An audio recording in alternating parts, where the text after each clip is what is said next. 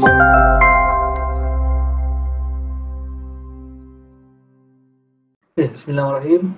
Assalamualaikum warahmatullahi wabarakatuh. Kita sambung balik. So ni berkenaan dengan inilah topik chapter yang kelima lah, chapter last kali untuk awak punya inilah kursus electricity energy supply lah. So berkenaan dengan renewable energy. So topik ni penting lah actually untuk awak punya pengetahuan lah, sebab bila cakap pasal building services ni dia merangkumi semua. So at least teknologi yang berkaitan dengan renewable ni at least awak adalah sedikit asas, awak tahu sikit. So at least kurang-kurang dia tak ketinggalan lah dalam bahagian ni. So kita tengok untuk chapter yang kelima ni kita akan bincang berkenaan dengan solar, berkenaan dengan wind, fuel cell, geothermal dan juga storage system lah, untuk apa ni kita panggil alternatif energi lah. Okay, so first kita tengok dulu kepada solar power.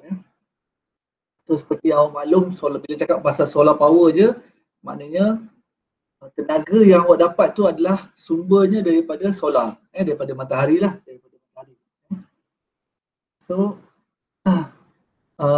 actually bila cakap pasal solar energy je, tenaga tu tenaga yang free awak dapat. Cuma macam mana awak nak harness tu lah.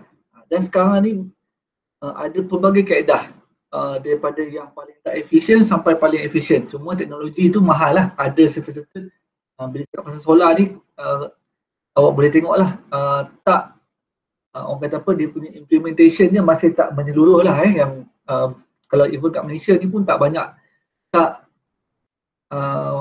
orang kata apa, percentage yang menggunakan tenaga solar ni tak banyak. Sebab apa? Dia punya cost of teknologi tu, nak guna teknologi tu masih tinggi lagi.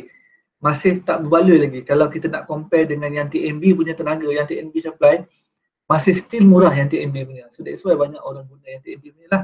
Dan dia lebih lagi kurang hassle lah. Dari segi orang kata apa, dari segi maintenance, dari segi macam mana nak install dia.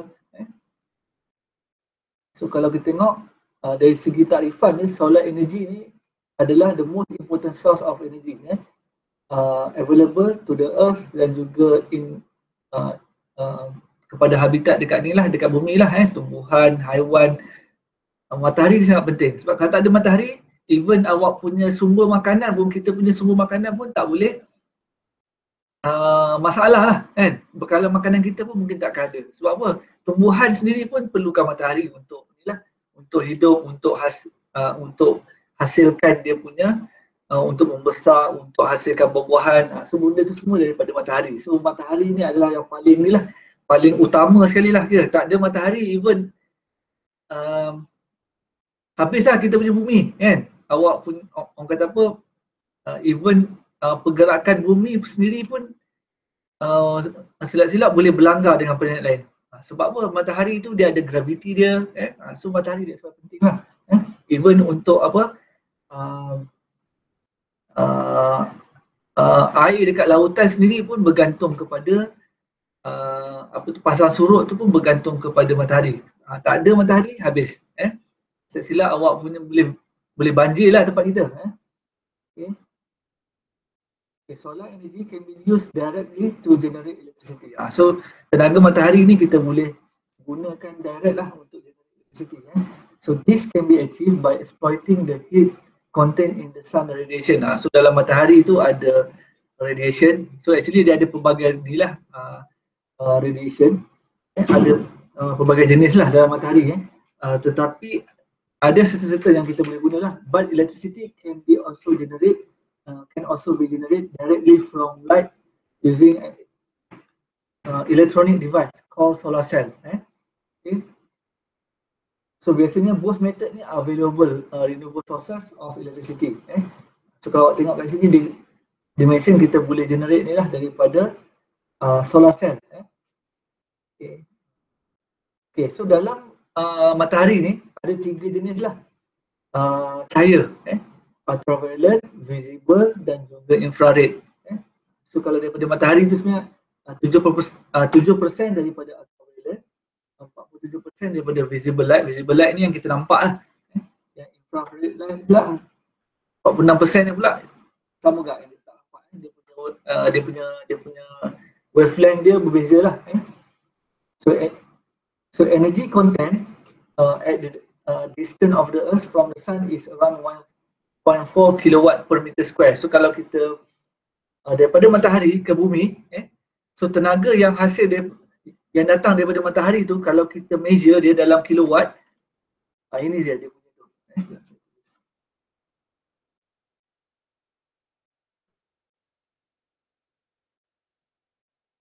1400 watt per meter square. So kalau measure dalam ruang 1 meter kali 1 meter, maksimum tenaga daripada matahari tu 1400 watt. 1400 watt. Maksimum. Tapi biasanya dia akan ada loss lah.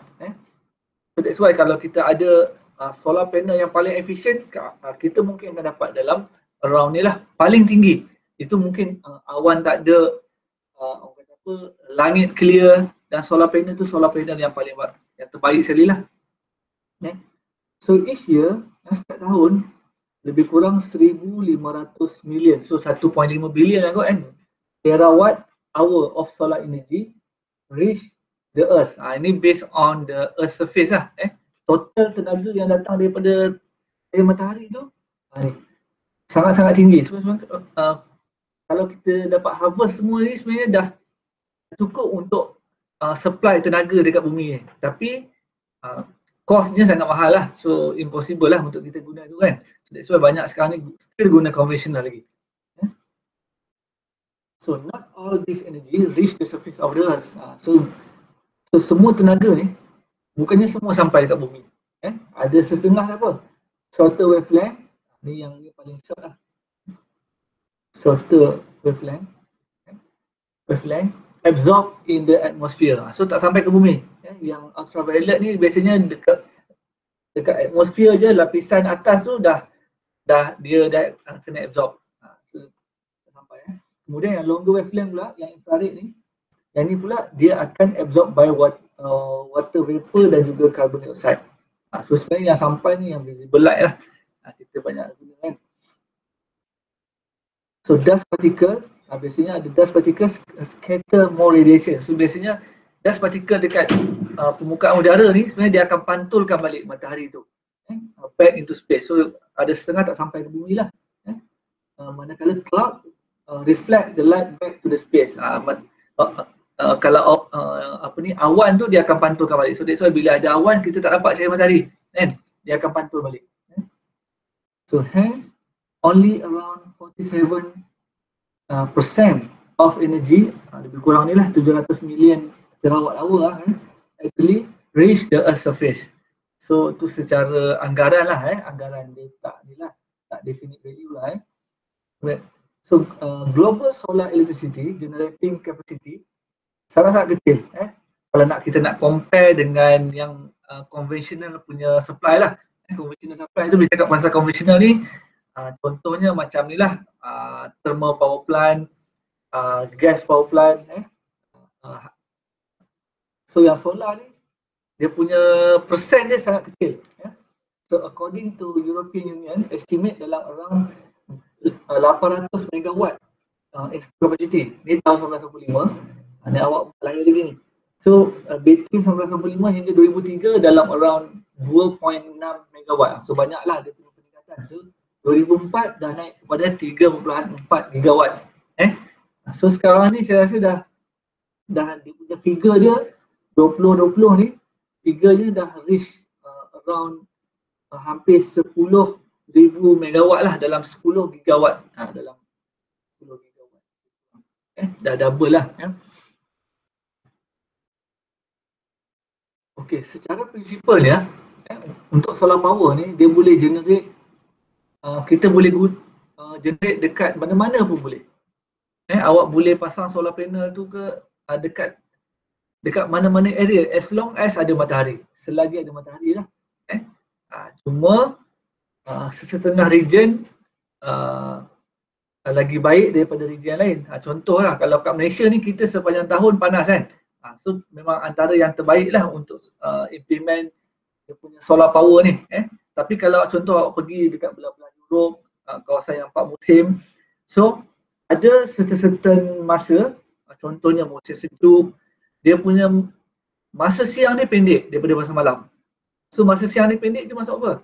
Mungkin kalau contoh dekat UK lah, contoh dekat UK, dia punya masa siang tu dalam matahari start naik mungkin dalam pukul 9 pagi, 9 pagi baru naik So awak subuh awak mungkin dalam pukul 8 baru subuh. Pukul 7, pukul 8 baru subuh. Pukul 9 matahari baru naik. Pukul 2.30 petang, pukul 3 dah maghrib dah. So masa siang tu sangat-sangat pendek. Masa malam tu sangat panjang. So dekat sana kalau awak nak implement solar panel tu memang orang kata tu awak tak boleh fully utilize. Sebab masa siang dia pendek. Tapi biasanya musim sejuk ni dalam 3-4 bulan lah. Tapi kalau macam musim panas pula, dia punya masa siang ni lama pula. Itu pula kelebihan dia. Kalau musim panas ni sama, dia waktu siang dia pukul matahari start naik pukul 3 pagi. Matahari start jatuh pukul 8, pukul 9 malam. So awak punya kalau awak puasa masa tu memang terduduk awak kan. Berapa belas jam 18 jam, 19 jam awak nak kena puasa. Tapi kalau kita kat Malaysia ni sentiasa stable lah masa dia. 12 jam siang, 12 jam malam lebih kurang. So bergantung pada tempat. Ada setengah tempat kalau duduk yang belah-belah macam kawasan sejuk macam Norway, yang orang kata apa, matahari memang tak ada pun. Awak sentiasa nampak cerah tapi tak ada matahari. Sebab matahari lalu tepi je. So dia sepanjang tahun sejuk. Yang itu memang awak tak boleh nak utilize solar panel, solar power sebab dia matahari radiation tu kurang. Still boleh tapi tak optimum lah. So place where the sun shines frequently and regularly are preferable to region.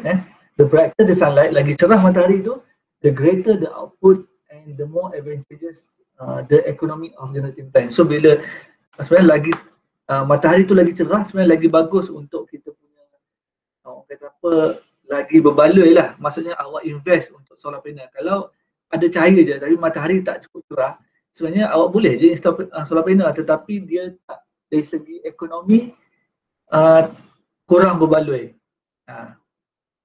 Sebab sebagai contoh lah, awak invest untuk solar panel ni RM10,000 untuk sepanjang katakan 5 tahun. Tapi kalau awak guna dekat TNB katakan, awak boleh guna dalam 5 tahun tu awak boleh guna tenaga elektrik tanpa solar panel lah. Mungkin tak sampai pun, mungkin dalam 2,000 je. So lagi berbaloi untuk apa tu, lagi berbaloi lah awak guna apa yang TNB kan. So that's why kena tengok juga, kena buat calculation lah biasanya. So solar power does not necessarily require large contiguous area of land. So biasanya dia tak perlu ruang yang besar lah. Dia boleh kita boleh install dia dekat atas bumbung. Sekarang ni kalau kat rumah atas bumbung tu kita dah boleh install. Kalau macam dekat UTSM Pagu pun sebenarnya sekarang ni dah mula dalam phase design lah untuk install solar panel dekat atas bumbung-bumbung kita punya fakulti kita. Dekat apa, dekat main office, dekat kawasan area lab, dia dah nak mula install lah. Sebab apa?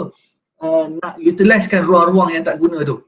At least kita boleh jadikan dia extra punya ni lah, boleh save dari segi cost of electric lah.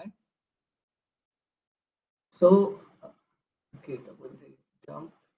Okay, so biasanya ada dua kaedah untuk kita generate electricity. Satu, guna solar thermal generation.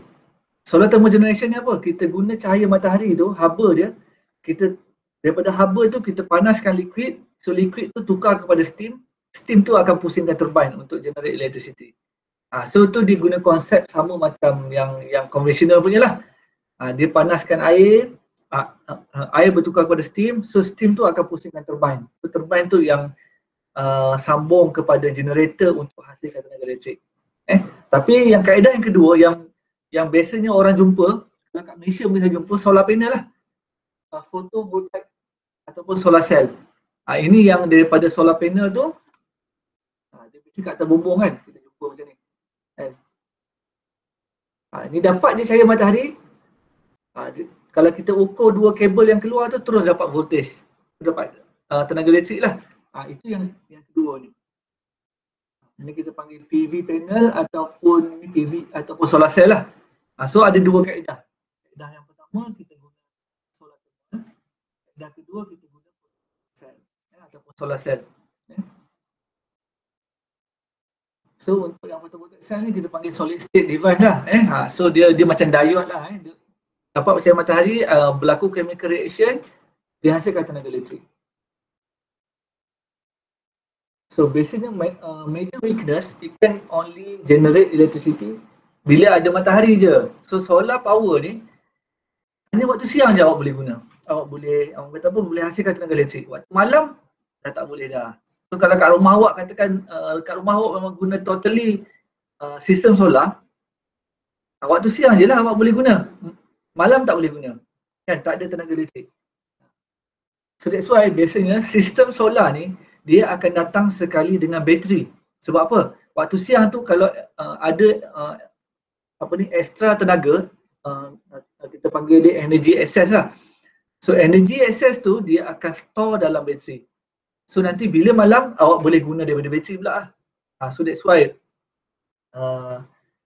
why untuk solar punya teknologi ni awak nak install dia sangat-sangat mahal. Sebab apa? Cost of bateri, dan bateri biasanya tak tahan lama. Bateri ni biasanya dalam 4 ke 5 tahun, bateri yang baik biasanya 4-5 tahun je tahan. Kalau bateri yang tak baik lagi lah, boleh bayangkan setahun 2 tahun pun dah tak boleh pakai dah kadang-kadang. Dah kong lah, tak boleh store energi. So cost nak tukar bateri, dan bateri antara part yang paling mahal lah untuk solar ni. So biasanya solar panel ni akan tahan lama, 20 tahun senang je. Dia punya solar controller dia punya converter dia biasanya pun sama, boleh tahan lama. Tetapi untuk bateri awak kena tukar every 3 to 4 year, 5 years awak kena tukar, dan cost dia kadang-kadang tengok berdasarkan design kita lah. Even satu bateri yang kecil pun dah berapa ratus lah. So kalau macam untuk rumah awak biasanya memang makan puluh ribu lah untuk bateri saja. So that's why cost bila kita nak pasang yang TMB punya scheme tu untuk solar tu, biasanya 30-40 ribu lah awak kena set aside untuk panel, untuk converter, untuk bateri. So during the night there is no sunlight, jadi tak ada electricity lah. So to overcome this problem, solar power station dia sama ada kena ada some form of conventional fuel backup. So dia kena ada backup lah, sama ada guna generator ke, ataupun dia kena incorporate energy storage. Macam saya cakap dia bateri lah, kita guna bateri lah. So solar cell frequently coupled with rechargeable battery. So ada bateri lah biasanya kalau kat rumah ke, kalau dekat pulau-pulau yang tak ada bekalan elektrik, dia guna solar, dia mesti kena ada bateri to provide a continuous power in remote location. So biasanya kebanyakannya guna kat kawasan-kawasan pedalaman, kawasan-kawasan yang energy supplier tak boleh nak tarik kabel hantar pergi ke kawasan tu. Kalau nak hantar pun kos dia lagi besar, baik pasang solar panel lagi jimat lah. So solar thermal power plant can also be designed with a heat storage system which allow them to supply power in the absence of the sun. So tadi yang kita ada dua kaedah kan daripada solar power tu, kita nak harness dia guna kaedah solar thermal ataupun solar cell ataupun photovoltaic. So untuk yang solar thermal ni, pun sama, bila malam tak ada juga tenaga kan, tenaga solar tu. So dia akan biasanya dia akan guna heat storage system untuk store energi lah. Okay. So bila tak ada matahari dia boleh guna balik. Okay, so untuk solar thermal generation ni dia dah mula lama dah. Biasanya kat US dah banyak guna. So the development of modern solar thermal power technology began in 1970s. 1970s. Saya pun tak lahir. And was finally proved in the late 1980s. So 1980 ni barulah dia dah komersial sikit lah dekat US lah. Dekat US, sebab US ni besar dan dia ada kawasan yang memang sepanjang tahun panas je, sangat panas. Macam desert lah, pada pasir kan. Desert So dia memang kat situ memang kalau awak tengok penuh dengan solar thermal punya power plant lah. So modern solar thermal research has concentrated on the three different approach to convert solar energy into electricity. So biasanya dia guna ni lah, dia guna orang kata apa, parabola, konsep dia. So daripada matahari ni, matahari datang, dia akan, matahari daripada semua arah akan pergi ke sini, semua akan tumpu kat sini. Dia akan pantul semua akan pantul kat sini lah.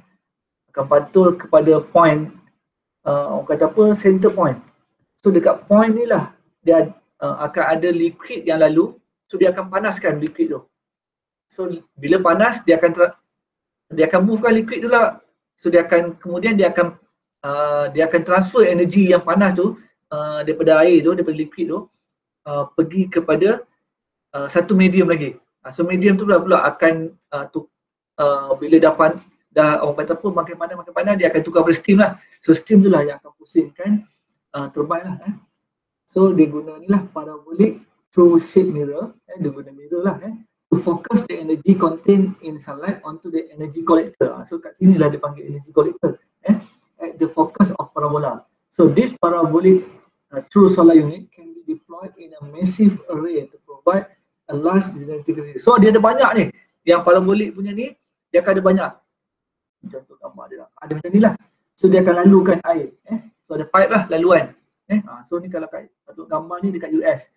So dia akan, dan mirror ni dia boleh gerak bergantung kepada kedudukan matahari. Lagi tegak matahari dia akan move ke atas.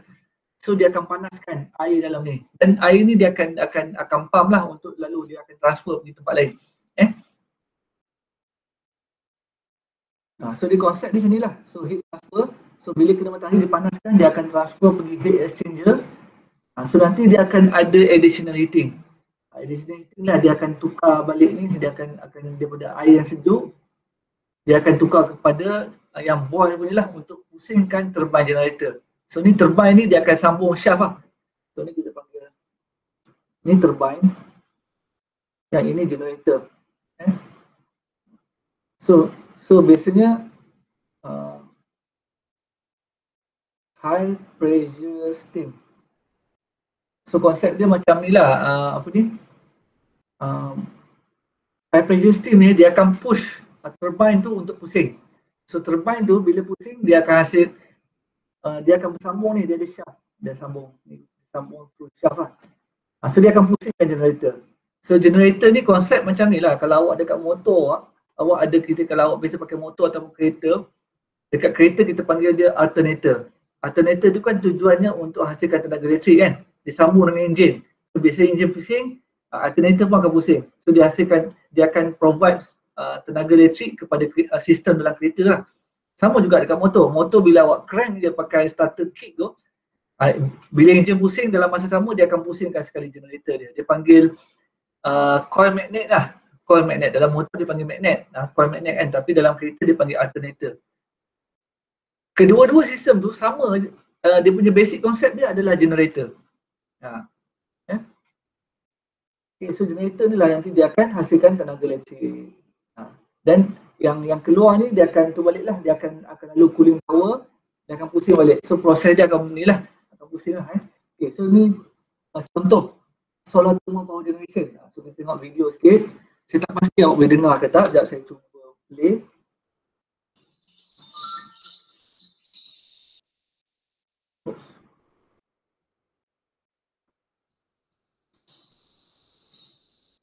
Dengar tak? Ada sound tak?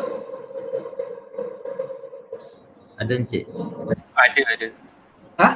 Ada. Ada. Ada cik, ada.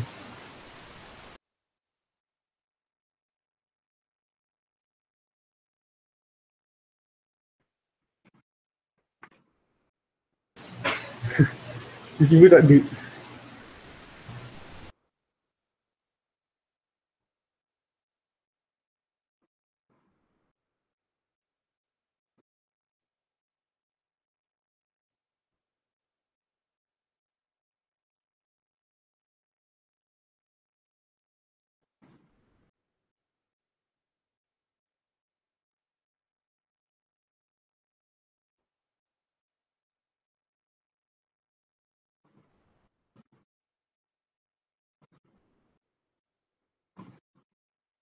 Oh, Alia tak dengar eh? Amirul dengar? Badrun dengar? Tadi awal-awal dengar, ni dah tak dengar. Saya dengar lah. Ha.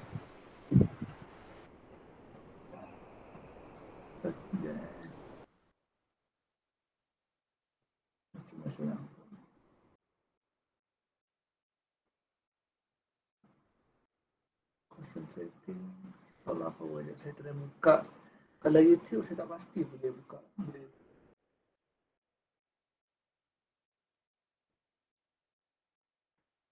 Mungkin sound dia saya kena setting dulu.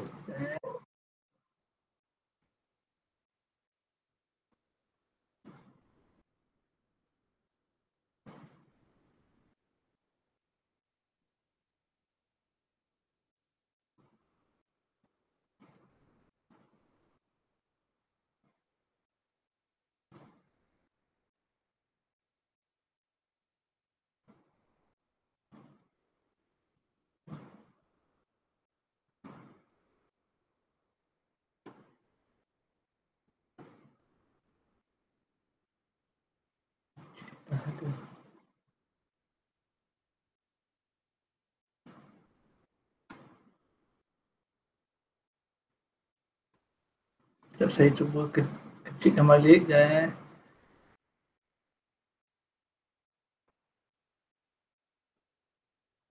stop presentation.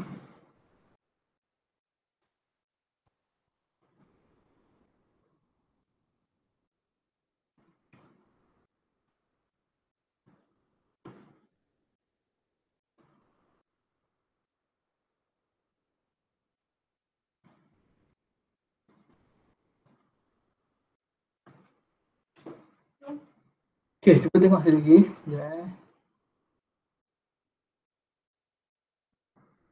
Boleh dengar tak Alia?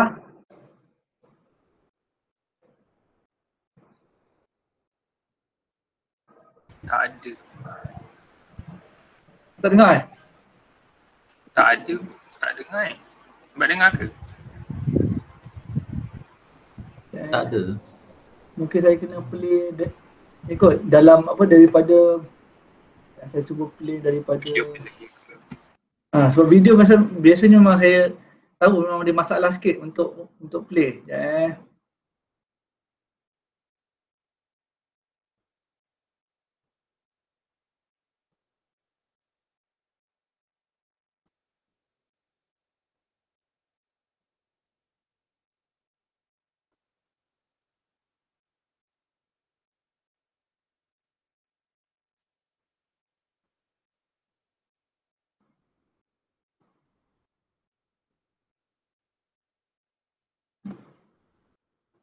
Saya cuba buka dekat Google Meet.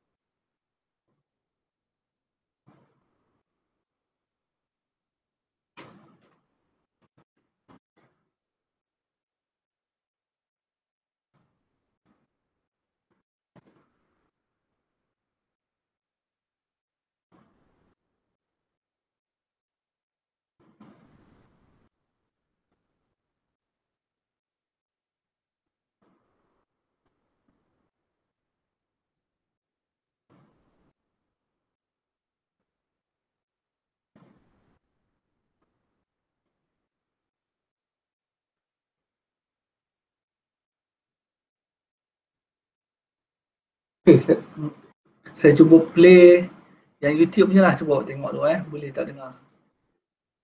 Kalau tak boleh tak, saya rasa saya kena softkan ni dulu.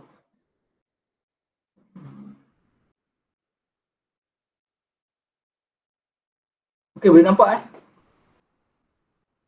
Boleh. Saya cuba Boleh nampak.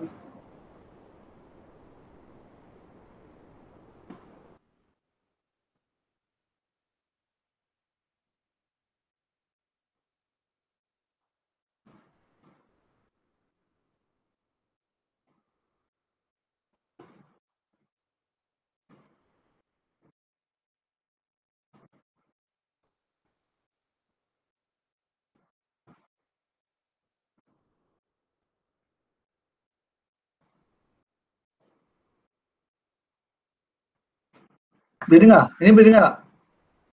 Pun tak dengar?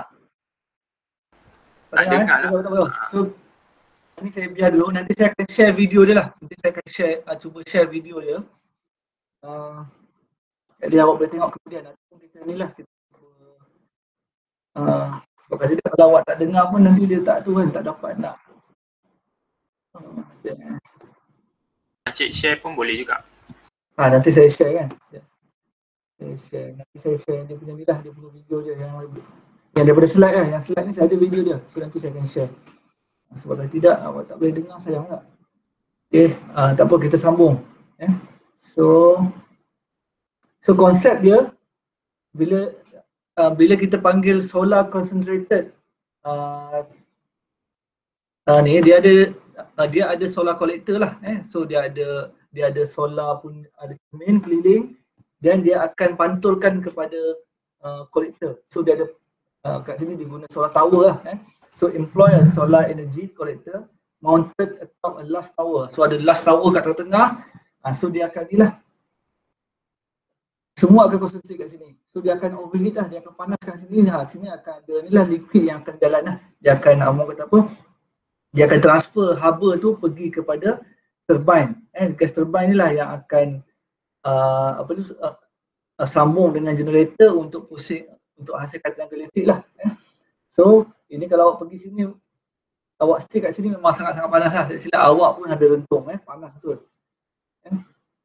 So ni konsep dia lah. Ni contoh dia punya, orang kata apa, diagram dia, macam mana proses dia. So daripada matahari pergi ke solar punya, orang kata mirror. So mirror ni akan pantul pergi kepada tower punya collector lah.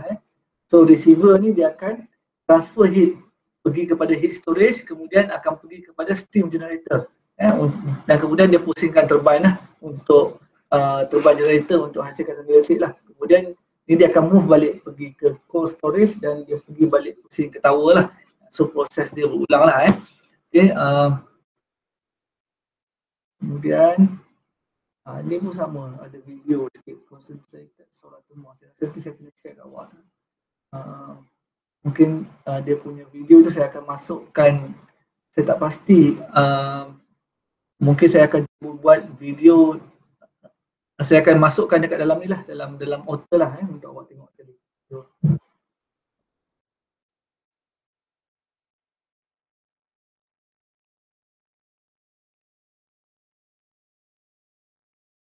Ni music je, so awak boleh tengok dia punya gambar lah.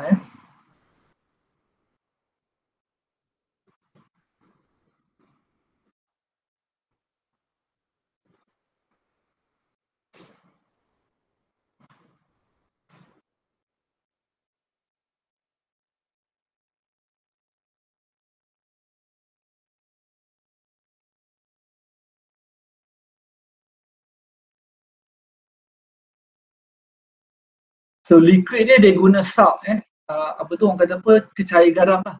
So itu dia akan transfer heat pergi kepada boiler. Boiler ni dia akan panaskan lagi lah. So dia akan hasilkan dan dia akan transfer heat tu pergi kepada ke satu lagi inilah, dia asing lah. So yang ini yang akan pergi kepada steam turbine lah, turbine untuk pusingkan balik apa ni, untuk pusingkan apa turbine dan sambung ke generator lah. So dia sambung ke generator, daripada turbine generator lah. So dia hasil tenaga elektrik, dan tenaga elektrik tu dia transfer pergi ke customer lah.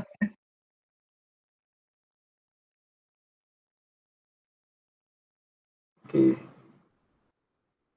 So kemudian yang kedua pula untuk solar thermal power plant ni, power generation ni, dia guna solar dish. Ni yang tadi awal tadi, dia macam ni lah yang saya tunjuk gambar ni kan, yang saya lukis tu. So dia concentrate kat satu ni, kemudian dia akan transfer listrik. So comprise a parabolic dish with a solar heat engine mounted at its focus. Dish are usually only 10 to 50 kilowatt in capacity but can achieve high energy conversion efficiency.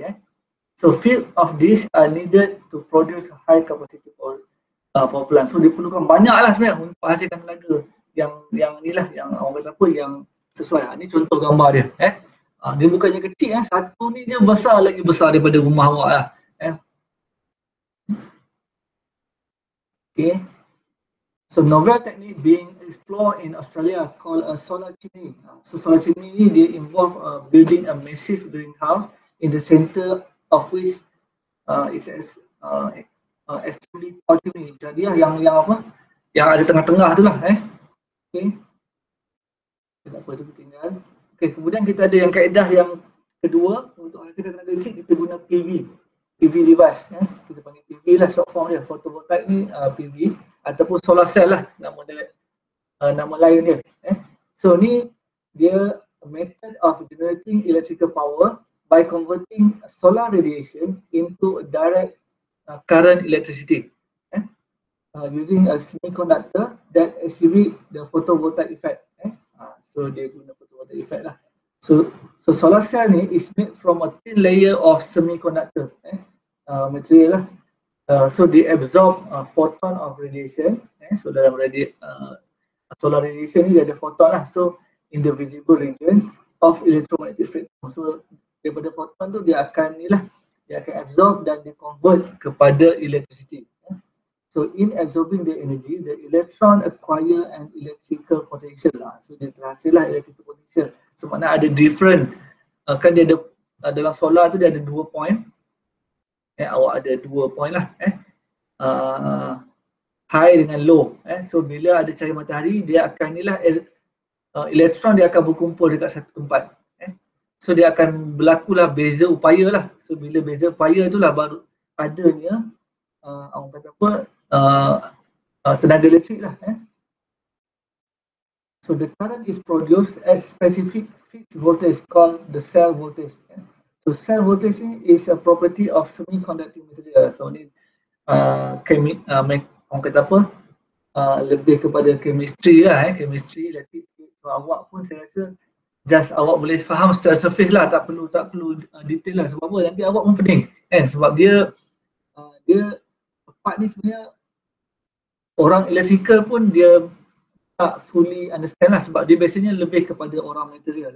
So the energy contained in light increase as the frequency increase from the infrared to the red to blue and ultraviolet light.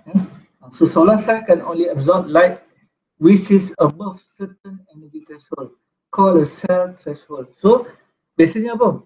Okay, cahaya matahari tu dia ada certain level dia. Kalau dia bawah daripada kecerahan tu, memang solar cell tak akan hasilkan tenaga. So awak tak boleh guna pun. So dia ada level dia. Dia kena atas daripada threshold tu, barulah dia boleh hasilkan tenaga yang awak boleh gunakan. Kalau tidak, awak still dapat bacaan voltage tetapi awak tak boleh guna dia. So the threshold may be set at optimal level.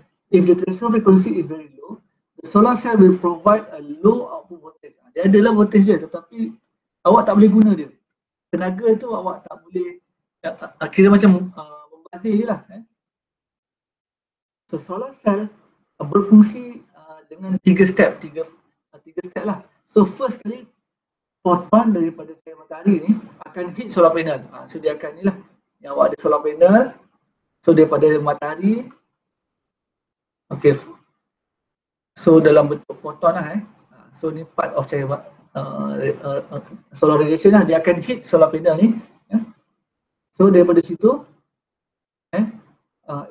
kemudian elektron negatively charged are not loose from the atom. Ni dalam solar panel lah, proses yang berlaku dalam solar cell ni. So the current start flowing in the material to cancel the potential, and this electricity is captured due to the special composition of solar cell. The electron are allowed to move in single direction. So dia akan move satu direction je lah, daripada negatif pergi ke positif. So dia akan flow lah. So an array of solar cell. So ni kira banyak lah. So solar cell ni yang kecil-kecil. So biasanya dalam dekat solar panel tu kita akan ada banyak solar cell. Dia akan hasilkan usable amount of direct current, electricity. Ni contoh solar cell lah. So kalau awak tengok ni gambar dia lah. So dia ada banyak nampak. Setiap satu ni gambar ni sebenarnya mewakili satu ni je yang saya bulat ni, yang kecil ni. So dia sebenarnya banyak, nampak dia ada banyak. So satu ni dia akan hasilkan small voltage je. So awak perlukan banyak untuk hasilkan usable amount of voltage lah supaya awak dapat guna dengan tenaga tu. So ni tunjuk proses je lah. So ni how PV cell are produce electricity. Dia tunjuk video ni.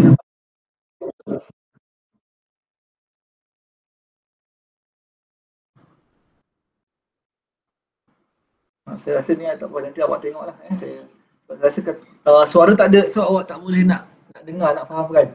Nanti saya akan share. Ini bersama je.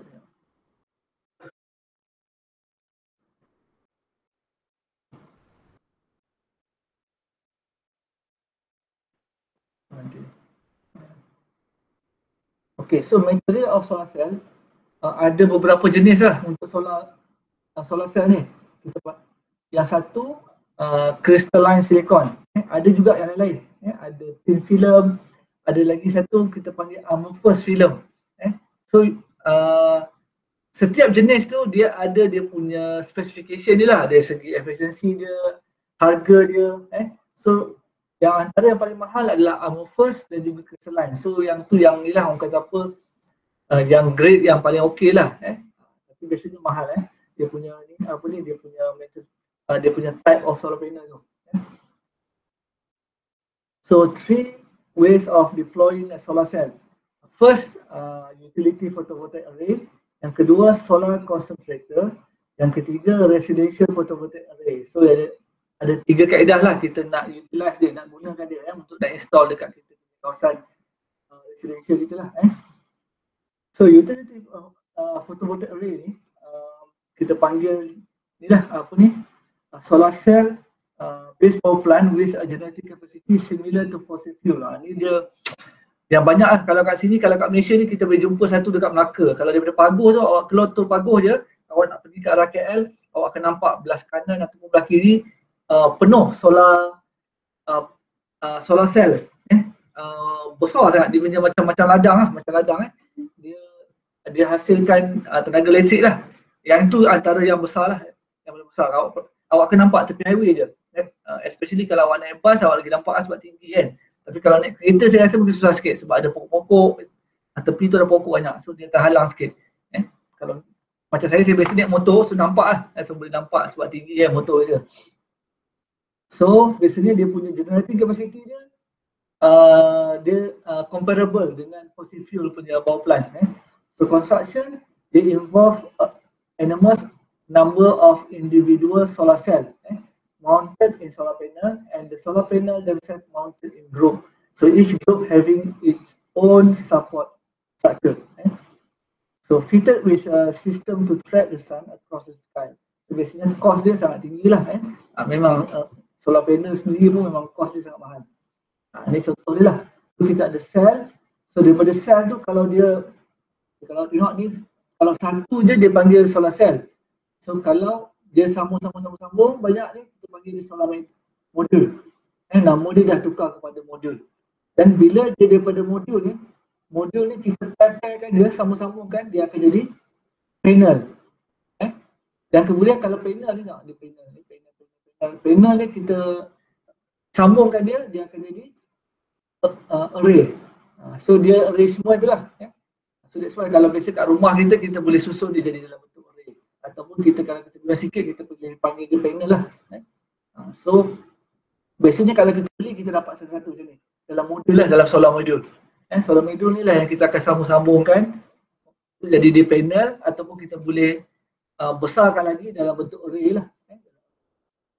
So kita boleh susun dekat atas, dekat kawasan lapang, ataupun kita boleh letak dekat bumbung lah solar panel ni. So solar concentrator, dia biasanya they use lens ataupun reflector to capture sunlight from wide area and focus into small area, whereas photovoltaic converter device is located. So biasanya dia akan guna lagi mirror, dia akan pancarkan kepada solar panel awak tu. So large capacity deployment ni dipanggil large capacity deployment teknik lah, untuk supaya dia dapat grab semaksimum mungkin cahaya matahari tu pergi kepada PV panel. So biasanya dia require much smaller quantity of semiconductor material and a conventional PV array. So cost dia lebih murah lah biasanya. Tapi design dan juga construction tu biasanya mahal kat situ lah. So dia reduce exposure to radiation damage because of the sensitive PV converter inside device. So potentially dia boleh, kita boleh prolong dia punya life dia. So ni contoh dia lah. Dia akan concentrate, dia akan transfer. Okay. So untuk residential PV array, ni untuk bila cakap pasal residential dia membawa maksud untuk rumah lah, untuk kawasan penempatan, even kat office kita pun kita boleh consider dia sebagai residential lah. So install solar cell on the roof of home, particularly biasanya kebanyakannya dekat Japan, Germany dan juga US. Kat sana dah banyak dah, dekat Malaysia pun sebenarnya dah banyak orang implement. So jenis ni kita panggil dia distributed generation. Apa maksud distributed generation tu? Distributed generation tu maksudnya kita generate power tapi untuk kita je, untuk locality yang kecil. So biasanya untuk rumah tu satu rumah je. Tu kita panggil distributed generation. Kalau generation yang besar biasanya untuk satu bandar, untuk satu Malaysia tu kita panggil, dia ada nama lain dia, term dia untuk generation tu. So biasanya untuk part of distributed generation ni biasanya dia offer some benefit, some important benefit. First apa? The power from the rooftop array is delivered directly to the place where it's needed. So biasanya tenaga daripada dekat bumbung tu, solar tu, terus pergi kepada pengguna lah dekat bawah, dekat rumah kan. Kemudian this is the most efficient way of generating power because there is no transmission dan juga distribution loss. So biasa kalau macam power plant biasa, big power plant, hydro ke, conventional ke, biasanya dia akan melalui distribution generation. Dia akan pergi ke transmission, yang apa kita panggil ada transmission line. So ni dia punya benefit lah, bila kita guna yang distributed generation ni. So kita jimat dari segi transmission, dari segi distribution punya level tu kan. Biasa kalau macam untuk sistem elektrik ni, kalau distribution pun ada banyak proses kan, daripada main transmission line pergi ke TMI, MDS, MIS sampailah kepada penyambung elektrik kan, dia turun-turun step down dia punya voltage tu. Tapi bila kita guna distributed generation ni, awak dah jimat dari segi tu, awak dah jimat cost tu lah. So dia terus direct je pergi kepada user dan dia reduce the need to increase transmission system capacity. So biasanya distributed generation ni dia tak payah pening-pening ni lah, dia just terus direct pergi kepada user dan transmission capacity, transmission system capacity tu awak dah boleh jimatkan lah. Maksudnya apa? Okay, contoh awak ada 10 power plant. So transmission dia, size kabel dia katakan certain size lah. Tapi bila demand tinggi, power plant pun akan bertambah. So then untuk transmission dia kena lagi besar kabel dia kan, dia kena upgrade lagi. So tu maksudnya lah. Tapi kalau kita guna distributed generation, biasanya distributed generation ni dia punya generation dia hanya supply untuk locality yang kecil je. Kalau contoh untuk satu rumah, dekat rumah tu je. So dia boleh jimat lah kan. Dia punya cost untuk increase transmission system dia. Kemudian satu lagi, avoid the problem of finding space to install solar array. So lagi jimat lah, so awak boleh guna dekat bumbung je kan, dekat bumbung rumah je. Okay, ni contoh lah solar cell deployment dekat rumah.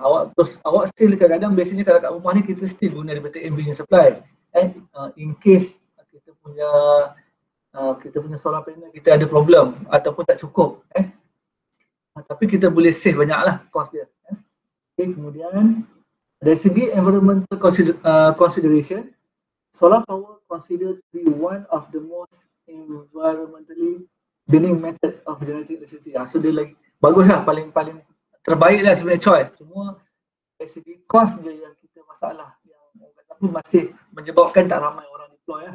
So neither solar thermal nor solar power plant generate any atmospheric emission. So dia tak ada kesan negatif kepada kita punya udara, kita punya environment lah, tak ada emission. Tapi dari satu aspek, kalau kita tengok back kepada dia punya stage awal untuk nak hasilkan solar panel tu sendiri, mungkin waktu tu lah yang ada dia hasilkan emission lah kan. Mungkin kilang-kilang yang nak buat solar panel tu mungkin ada waste, ada dekat situ je lah. Tapi bila once kita dah lepas proses tu, biasanya memang dia tak ada dah emission ni. Orang kata pun greenhouse gas semua dah tak ada dah. So a PV installation make no noise either. So bila kita guna PV panel ni, tak ada bunyi apa-apa kan. Dia tak ada noise macam power plant yang kalau thermal power plant bising bila ada move part dia akan bising. Tapi kalau untuk yang ni tak ada. Okay, kemudian solar thermal plant biasanya noise dia sangat kecil lah. Okay, so lifetime analysis of PV system show a relatively high level of emission of carbon dioxide and and other atmospheric emission as a result of emission in the production of silicon. So dia punya dekat production of silicon ni lah waktu awal-awal stage lah untuk nak hasilkan solar panel. Waktu tu je banyak hasilkan emission of carbon dioxide. Yang lain selepas tu biasanya dah okey. Okey, habis untuk solar power.